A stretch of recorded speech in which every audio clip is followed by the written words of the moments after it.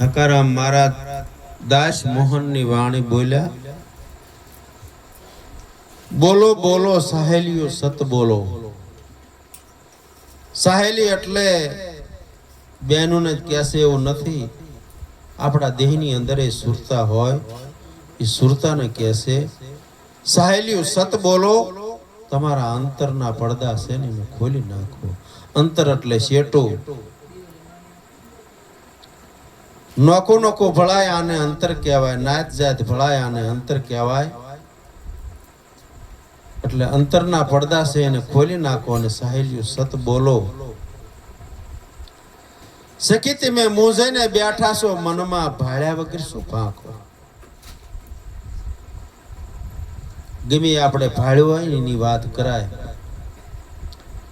એમ ઘણા વસ્તુ જોઈ હોય પછી વાતો કરે છે, પણ જેને નથી પાળ્યું એની પાસે વાતો કરે કે આમાં તો ભગવાન ભળાય, પણ કેવી રીતે માને. અનવસ્ત્ર ને આબરૂ તનની પાડે ખાલે, તેથી ને છૂટકો ન કરે પછી મળે ભગવાન. આવું માણસ કહેતા હોય. કાર્યમાં ભગવાન મળે નહીં, પણ આ કળજુગની અંદર 3.5 કલાકમાં ભગવાન કોણ છે, આત્મા કોણ છે, આ બધી ખબર પડે છે. તેમાં મોહન મહારાજ એમ કહે છે, સખી 5 તત્વની પોળીમાં એટલે જળ તેજ વાયુ અગ્નિ પૃથ્વી ને આકાશ, આ 5 તત્વનો આપણો દેહ છે.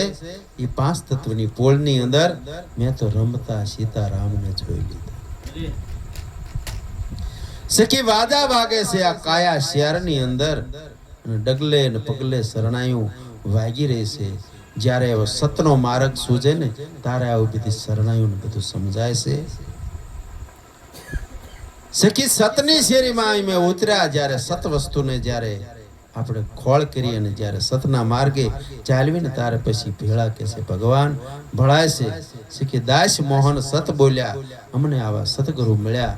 નંદલાલ પછી ભગવાનની ખબર પડે છે. સદગુરુ મહારાજની